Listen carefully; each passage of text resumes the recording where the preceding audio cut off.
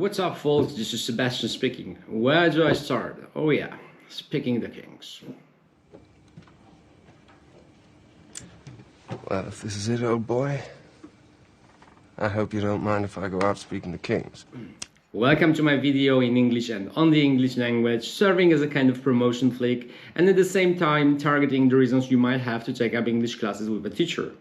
It feels like I finally summoned up the resources to come up with this one. But you know, when you're doing something almost every single day for a good few years now, it feels like it's rambling about in your head and you can't actually devise anything creative outside your regular paid hours. While we all know there are plenty of apps and AI tools these days that could facilitate your progress in any language whatsoever, it's particularly helpful to have a professional teacher at your disposal and on your demand that can speed up the process significantly due to verifying and correcting your errors and slips and improving all or just some selected language skills on the spot and in a more humanly way than when interacting with a machine. But that's just a topic for another video. Back to the square one. The English language. Je vous remercie de me recevoir, Votre Majesté. Please speak English. I enjoy to speak English.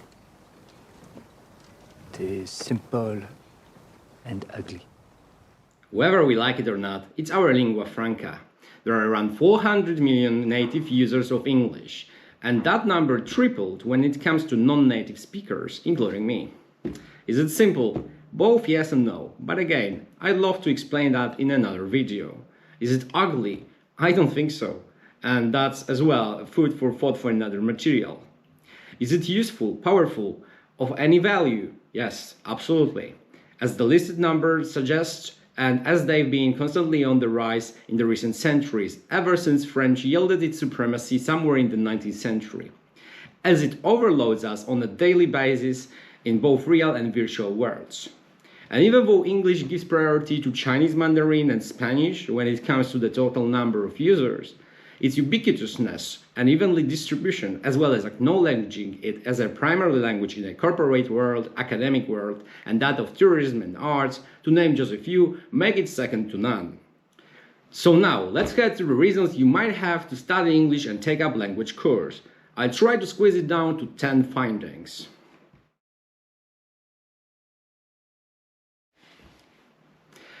Number 1. A vacation or a holiday trip.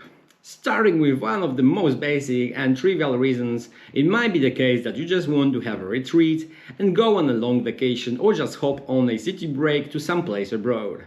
It doesn't take an English-speaking country for you to need some functional phrases to have with you when going there. On plenty of occasions, including airport check-ins, passport controls, hotels, restaurants, museums, and any other venues you're gonna visit on your journey may well expose you to be targeted with the English language. Knowing just a couple of useful English phrases might be of great benefit for you, as you'll get away with finding yourself in a stressful situation.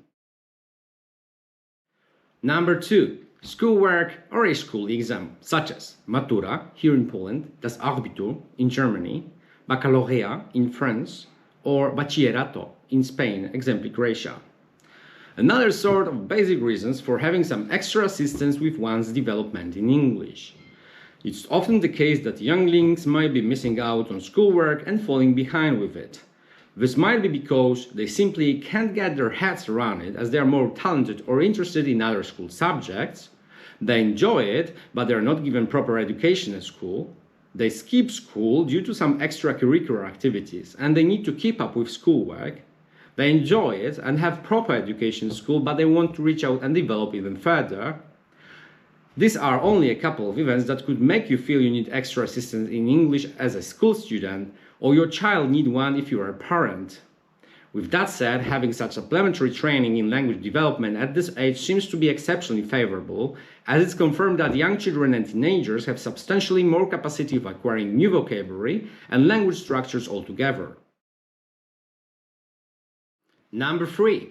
An English-speaking bilingual, trilingual school, foreign school, or studies abroad, and exams, such as SAT, GCSE, A-levels.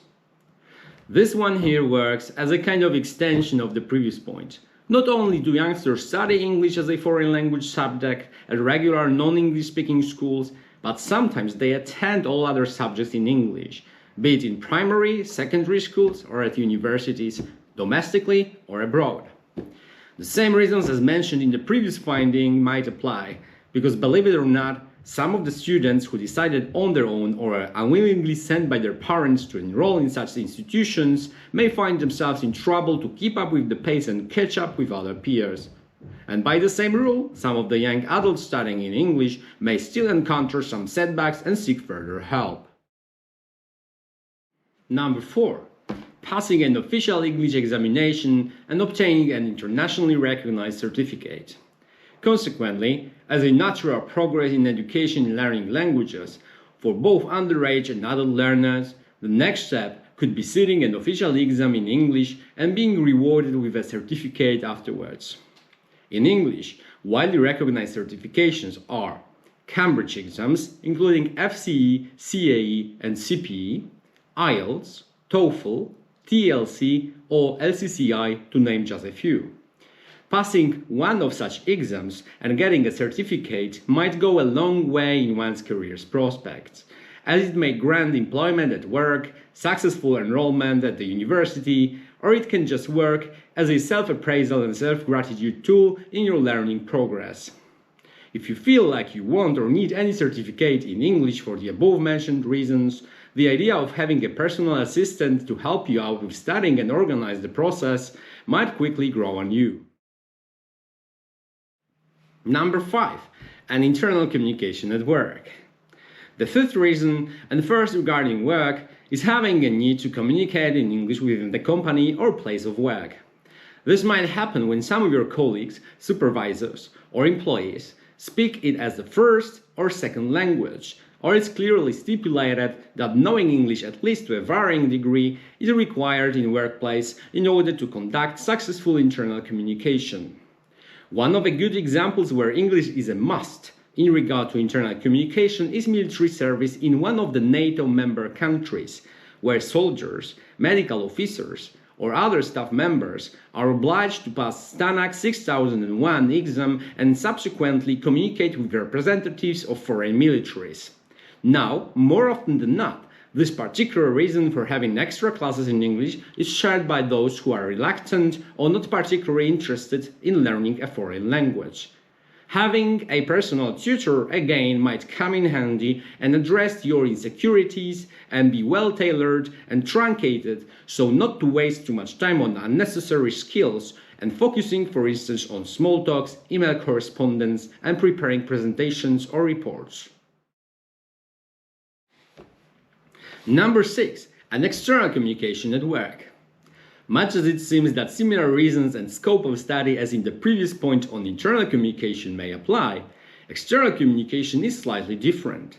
For one thing, most candidates for work with a requirement of speaking English with clients, suppliers, and other third-party agents would be naturally informed and aware of having the need for their foreign language skills to be prominently shredded.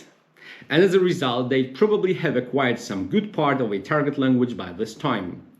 That's not to say, however, they wouldn't need expanding their skills even further and every now and then would look for some extra practice in a target language, in most cases English.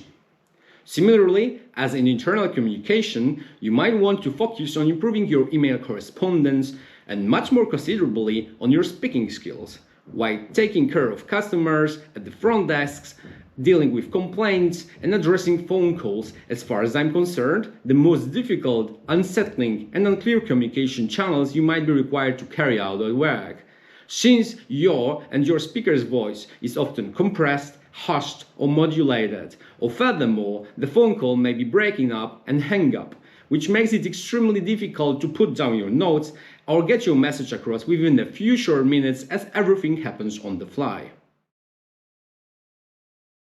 Number 7. Working and or living abroad. Now, in reference to the reason number 7, some of the people would decide voluntarily or would be forced by external circumstances to migrate to another country where English is either an official language or widely spoken, or it's spoken to a small extent, mainly in the place of work. While it makes all the sense in the world to know English to a greater extent in the first case, it might not exactly be just enough to get by in a non-English speaking country, and might expose you to some additional stress, linguistic limitations, and on rare occasions, a kind of home and workplace bound confinement. Despite all of this, you might be just this person who are commissioned to work abroad under short-term contract obligation, the language you use internally is English, and you are just not interested or don't have time to learn another language anew. Moving to an English-speaking country or a place where it's widely in use, in contrast, may put you in a position of more comfortable and wide-ranging extent of social interactions as long as you've been well prepared for your venture. Taking up an English course or just some classes prior to, or in some cases after your relocation, in order to tone up your communication skills might work wonders and make you feel much more self-confident in a newly encountered environment. Number 8. Passive, also called receptive skills. Here we go with the 8th reason for having that extra help in English. Turning from the situations that feel more like obligation presented in the previous sections to more kind of self-driven determination to improve your language skills. You may be a person that isn't required to use or verify your English by any institution, but you just want to understand it better using your enhanced passive skills, that is listening and reading skills. In other words, you might be a culture vulture animal, a TV series or drama binge watcher, a movie buff, bookworm, or a concert-goer music fan, to illustrate a few factors, and as such you might do or do not without an extra teacher assistance in your language expedition. Having a personal teacher can particularly help you out in understanding and interpreting figurative speech and vocative language, so often conveyed in literature, music lyrics, or other arts after all. On top of that, it can help you organize your progress and put you on the right track, selecting appropriate art and cultural works. Resorting to such premise may mean that you need a classical scholar, in this case an English philologist, or a person that just reads widely and has any idea whatsoever on culture and the world we live in, which by all means is substantially comprised of creations in a language official to Shakespeare, Austen, Blake, Byron, Lewis, Montgomery, Wilde, Baldwin, Fitzgerald, Tolkien, Kerouac, Orwell, Desai, Banksy, Coltrane, or the Beatles, and numerous other authors. Number 9. Active or so-called productive skills. Moving on to the reason number 9, which is just kind of mirroring the previous part. Essentially, active skills are the ones that you need in producing language, that is writing and speaking. Again, this particular use of language might be purposeful when you don't feel a certain prerequisite for improving your English skills linked with work or education, or any other imposed need to communicate with others. Nevertheless, you feel this ongoing incentive to produce in a target language, for instance to write prose, drama, poetry, or educational accounts such as essays, or to use extended means of speech to be able to participate in a debate, preparing presentations on certain topics, or running a vlog. To put it simply, an English teacher may support you in your quest to become more proliferate by supplying you with essential skills and knowledge, such as functional language and useful phrases for a debate, a step-by-step planner for your presentation or vlog agenda, essay writing schemes, or creative writing establishments. Number 10. Simple communication with people. The last trend I would like to explore in my dissertation here for a good measure is again quite basic, likewise the first one. Another reason you might have for improving your English and having some classes with a teacher is just to be able to communicate with other people without any particular obligation, economic necessity, or any other high-flown purpose. You just simply want to enjoy conversation with other people encountered in many a social situation. This might go even as far so as to form long-term social connections such as friendships, partnerships, or conversing with your significant other if that happens to speak a different language than your native tongue. Some of the people interested in having their abilities boosted short or long term in order to be on the same page or see eye to eye with their counterparts, at least when it comes to the language they use, might be willing to have special assistance of an English teacher.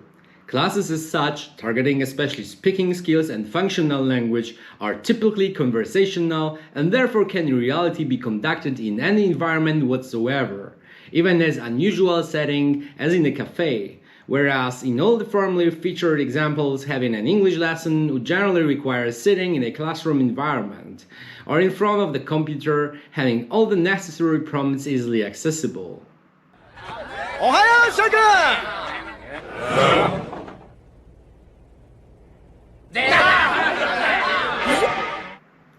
Alright folks, I think we're done with all the examples of the reasons people might need for learning English and for the special assistance of a professional teacher. Let me wrap it up. To conclude, I managed to present to you 10 reasons, some of which being quite basic and principal, the other being more serious and urgent. This might be due to work, education, going places, digesting or producing content in English, or just speaking with other users of the language. Having said that, I truly believe that the list of reasons might just go on, but I think the ones I mentioned could be the most crucial. I tried to emphasize the significance of English in today's world, as well as the importance of language teacher's profession. I hope I've quite explicitly stated my arguments, whereby some of you might be even willing to seek professional aid to make a big headway in your personal language development. If such is the case, I strongly recommend signing up for English courses or single classes with me, that's Sebastian at Ingenious Wording. Links and contact details down in the description or on my website. Cheers!